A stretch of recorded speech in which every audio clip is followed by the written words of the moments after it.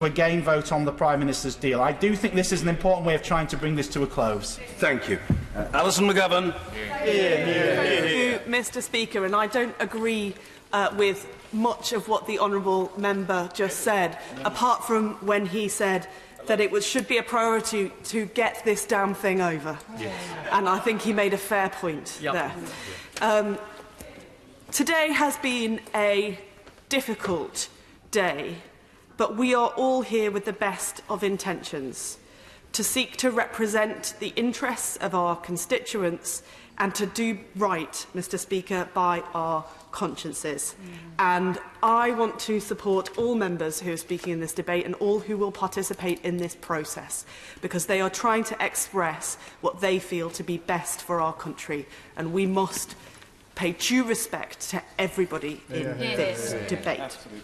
However, that said, Mr. Speaker, I do think that this process, innovative though it may be, does represent failure.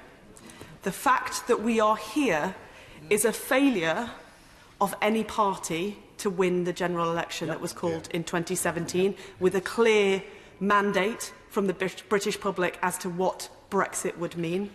And it's a failure of the response to that general election being a cross-party agreement about what Brexit would mean that we could all stand by and support. What we are in the business of here is trying to put options before the government and demonstrating support for those options and asking them to think again about how they form a coalition of support for the future course in this House.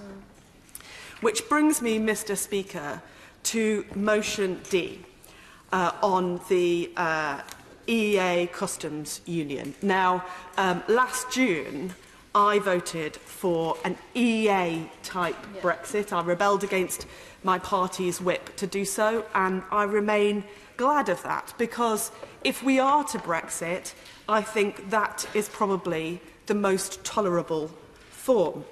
However, I have a couple of concerns with motion D. Firstly, I think we heard from the member for Grantham and Stamford about this issue of whether the customs union would be permanent or whether it would be in pursuit of alternative arrangements, which I'm sorry to disagree with my colleague, the chair of the Treasury Select Committee. She and I agree on very great number of things, Mr. Speaker, but I just don't agree that alternative arrangements exist, and therefore it's not enough for me. But also, Mr. Speaker, I worry about, since I won't give way because I don't want to try Mr. Speaker's patience, though I wish the honourable members well today in the process that he has created. But for those who voted leave too, Mr. Speaker, I worry now that a policy compromise is not where they're at. I don't think that EEA idea that many of us pursued and voted for previously is really what people think will be Brexit. And that's partly because of the tone of this debate, but it's also because of the fact that those who voted leave don't really accept it as Brexit. And I worry about our ability to sell it to them. But I do wish it well, because it's an option that I think could have been once a compromise. Which leads me to the following conclusion, Mr. Speaker. Do we need a policy compromise, or do we need a process compromise? And I have concluded that it is not a policy compromise that will bring people together, but a process. I think the only thing left is to find a reasonable, tolerable, acceptable form of Brexit and ask for it to be ratified by the British public if they wish to.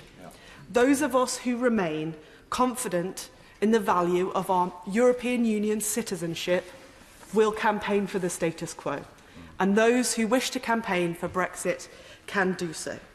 But I think the only way to deal with this mess is to find that tolerable form of Brexit and ask the British public if that was what they meant by leaving the European Union.